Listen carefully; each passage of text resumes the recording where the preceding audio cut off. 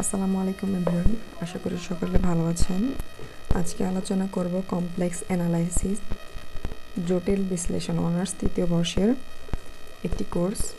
ইতিপূর্বে আমি চ্যাপ্টার 2 নিয়ে 2টি লেকচার চ্যানেলে দিয়ে দিয়েছি, সকলে দেখে নেবেন।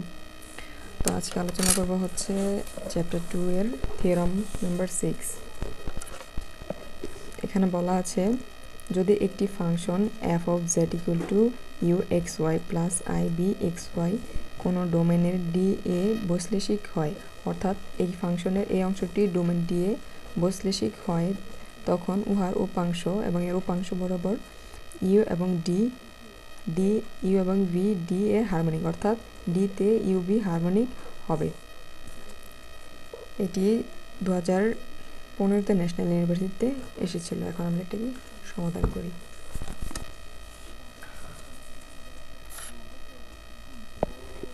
এই অংশটি, এই উপপাদ্যটি উপপাদ্য 6 দুইভাবে আসতে পারে। এক যদি একটি function f of z equal to u(xy) plus i(b(xy) কোনো ডোমেনের ডি এর বৈশ্লেষিক হয়, তখন উহার উপাংশ function U V D A harmonic, অথবা প্রমাণ করো যে একটি বৈশ্লেষিক ফাংশনের বাস্তব ও কাল্পনিক অংশ হারমোনিক।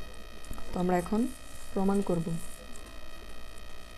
প্রমাণ: যেহেতু ডি এ এফ বৈশ্লেষিক, যেহেতু এই ডি অংশে এই এফ বৈশ্লেষিক, সুতরাং উহার উপাংশ ফাংশন, ইহার উপাংশ ফাংশন ছিল ইউ এবং বি। ডি এর সর্বত্র ডি এ অংশের সর্বত্র কচি রিমেন সমীকরণ সিদ্ধ করবে। ডি এর সর্বত্রের যে অংশ ছিল সেখানে আমরা জানি যে কচি রিমেন এর যে সমীকরণ ছিল তা সিদ্ধ করবে।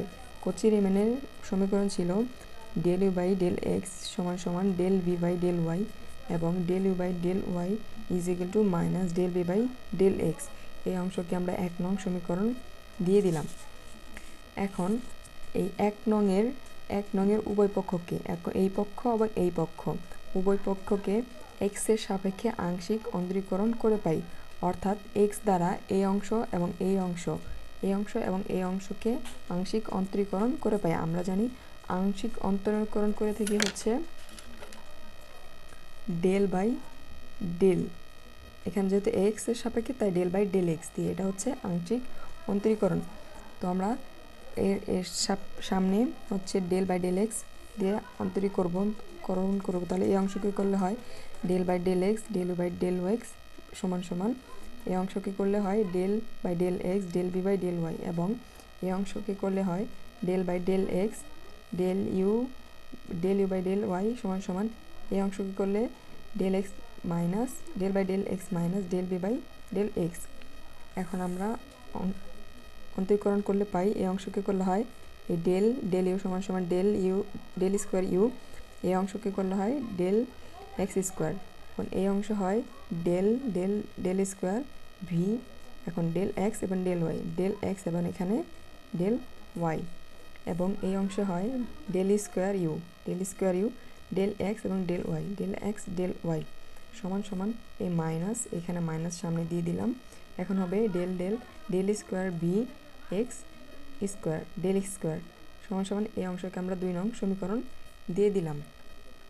প্রথম অংশে আমরা উভয় পক্ষকে এক্স এর সাপেক্ষে অন্তরীকরণ করেছি, এবং আবার আমরা এই 1 নং সমীকরণকে ওয়াই সাপেক্ষে আংশিক অন্তরীকরণ করব।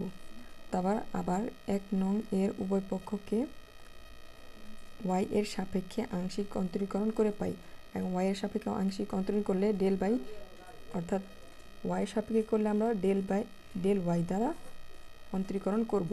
তাহলে এই অংশকে, তো আমরা 1 নং এর যে অংশ ছিল ডেল বাই ডেল এক্স সমান সমান, এই অংশকে করলে হয় এটা, এবং এই অংশে হয় del by del y del b by del y, এবং এই অংশকে করলে হয় del by del y del u del y সমান সমান, এই অংশকে করলে হয় del by del y minus del b by del x.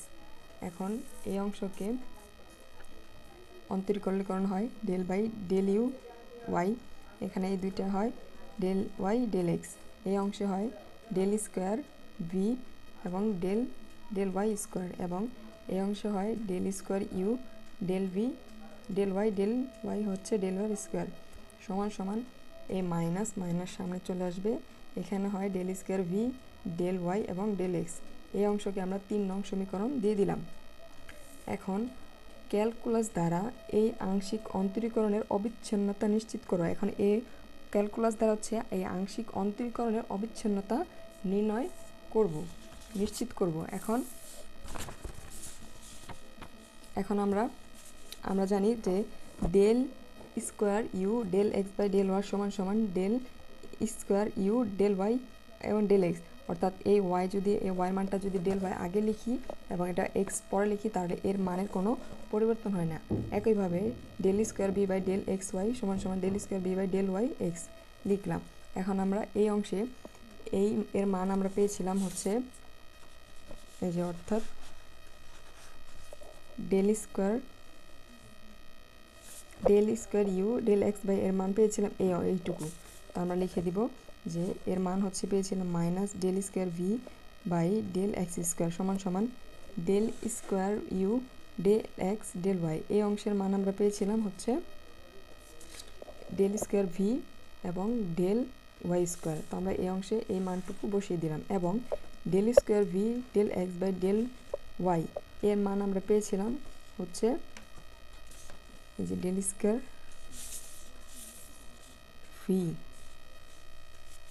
এর মান পেয়েছিলাম হচ্ছে আমরা del square v del x y, del square v del x y. এই যে এই অংশে আমরা